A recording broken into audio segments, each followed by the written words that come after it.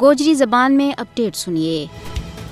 Auckland New Zealand کا اوٹھا سکائر پر اس اتوار نہ سکھاں کا کنی وطن واسطے ریفرنڈم ہوئے گو۔ نیوزی لینڈ نے سکس فار جسٹ نہ آکلینڈ میں خالصان ریفرنڈم کران کی اجازت دے دی ہے۔ بھارت کی خفگی اور دباؤ کے باوجود مودی نیوزی لینڈ میں سکھاں نہ خالصان کا قیام واسطے ریفرنڈم نہ روکن میں بالکل ناکام ہو گیا ہے۔ یہ پہلی باری نہیں بلکہ اس تو پہلا میں خالصان ریفرنڈم ہو چکے ہے۔ اپنا کنی وطن واسطے خالصان ریفرنڈم میں سکھاں کی بڑا پیمانہ پر شرکت بھارتی ایوانا ماں لرز و تاری کر اور بھارتی حکومت نہ ڈراونا خواب آنا شروع ہو گیا ہے۔ خالصان ریفرنڈم کو نتیجوں بھی اقوام متحدہ اور بین الاقوامی اداروں کے نال شیئر ہو جائے تاکہ ایک کنی سکھ وطن کا قیام واسطے عالمی حمایت حاصل کی جا سکے۔ خالصان ریفرنڈم بھارت نہ سکھاں پر ظلم و جبر ختم کرنے واسطے ایک مضبوط پیغام ہے۔ بھارت نہ سکھاں کی آزادی کا پیدائشی اور بنیادی حق واسطے لے تو لال تو کم لین کے بجائے تسلیم کر لینا چاہیے۔ اسے نہ غلام رکھنا سراسر انسانی حقوق کی خلاف ورزی آج ہی نہیں بلکہ سکھاں نہ 1947 تو لگاتار ہندوستانی حکومت کی طرفوں